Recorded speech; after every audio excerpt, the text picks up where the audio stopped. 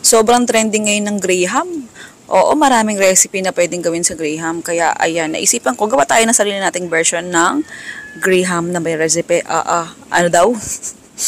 Recipe na may Graham. Oo, ano daw? Basta yan na yun. Oo, basta street food to na pwede kang kumita ng bongga. Okay, maglagay tayo ng 1 cup ng harina, 1 tablespoon ng baking powder, 1 tablespoon ng suka. Yung suka, nakakatulong din siyang pampaalsa. Oo, mas maganda rin maglagay ng suka para iwas panis agad. Yung tubig na nilagay ko, 3/4 cup yung nilagay ko, ha? Yung sukat nun. Pagka ganyan na itsura niya, malapot talaga texture, kailangan natin dyan. Tabi mo lang, tapos magpainit tayo ng mantika. Okay, sakto lang yung mantika ilagay mo para hindi sayang. Pag mainit na, pwede ka nang maghanda. Ayan, prepare mo na, ilubog mo na yung Graham natin. Yung pinutol na Graham sa butter na tinimpla natin, tapos diretso prito na. Oo.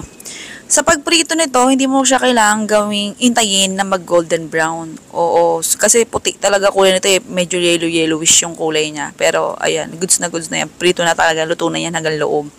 Okay, tapos hango mo lang yan. Ulitin mo lang yan hanggang sa matapos ka, ganun lang.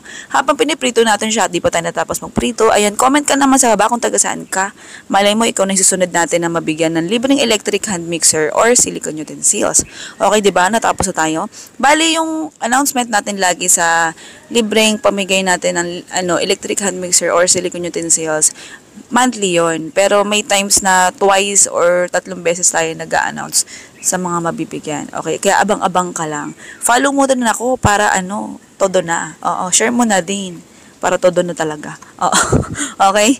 Pagka-prito natin, maganda tayo na nalagyan, tapos yan natin lagay yung mga naluto natin. Balik kalahati lang na naluto mo muna ilagay mo, tapos tsaka mo lagyan ng skimmed milk. Kung wala ka namang skimmed milk, gamit ka na ibang gatas, pwede na yan. Basta, sa akin kasi skimmed milk ang meron ako stock dito, kaya yan ang ginamit ko. Tapos isang kutsara ng asukal. Yan, tapos balutin mo lang siya. Oo, ayan, tak mo, alug-alugin mo para lahat malagyan.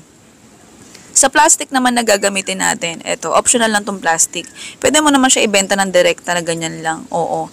Pero para mas gusto mo, plus presentable, mas maibibenta mo ng mas magandang presyo, ayan, lagay mo siya sa plastic. Ilalagay ko na lang yung link kung saan mabibili itong plastic na pinaglagyan natin.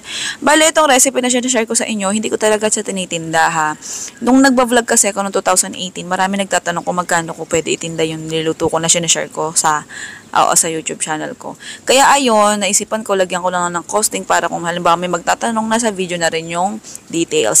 Pero ngayon, this time, mag-share lang ako ng recipe, idea din kung pwede mo siya itinda or hindi, pwedeng pangkain lang, home consumption. Kaya itong recipe na to, hindi ko na siya nilagyan ng costing para bawas trigger na rin sa iba. Okay, ito na yung listahan ng recipe at natin.